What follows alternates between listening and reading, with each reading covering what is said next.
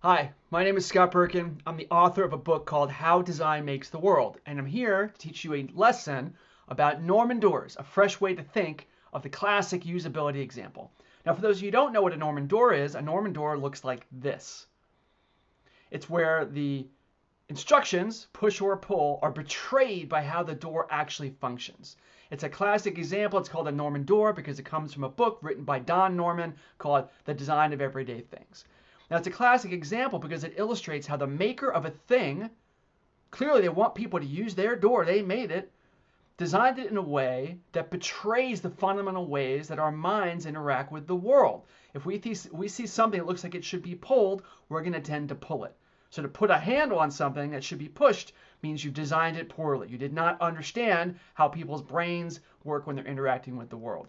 Now, it's a favorite example for teaching design and usability because it's everywhere. And designers on Twitter and Facebook love to point them out when they see them and call out, look at how terrible, I can't believe these things are still exist and they're still so popular. Now, there's a trap in here. This is the fresh take part. The trap in here is designers often don't go past asking that question. Well, wait a second. If design is so important, why is it that these Norman doors are everywhere? And if you ask that question, it usually leads to places designers and usability experts don't want to go, which is that design and usability is not the most important thing all of the time. When you make a thing, and here's the big lesson, when you make a thing, it could be a car or a website or a door or a mobile application. To make a thing requires bringing together a whole bunch of different skills. You have a trade-off to make between which skill you're going to invest in the most. People who buy doors are not individual citizens. They're the owners of the buildings. And the owners of the buildings want a door that's reliable, that looks okay, that can be easily installed. They have all kinds of criteria that rank way above, is the door easy to use, where people don't make the mistakes of interacting with Norman doors and have to wait 10 seconds to try again before they can get into their building.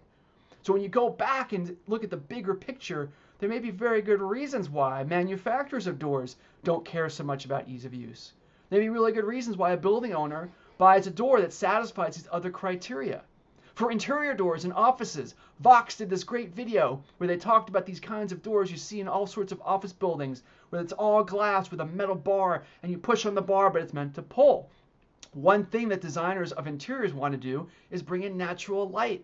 Having a glass door makes it so more natural light gets in, which is actually good for us. It's another kind of trade-off. Now, of course, I wish there were fewer Norman doors. I wish more people designed things that were easier to use. But there are reasons why things are designed well or poorly in the world. And the sooner we get to asking those better questions, the sooner we'll have a world that's designed more in the way that we want. That's one of the lessons that you'll find in the book, How Design Makes the World. And I hope you check it out. Thanks.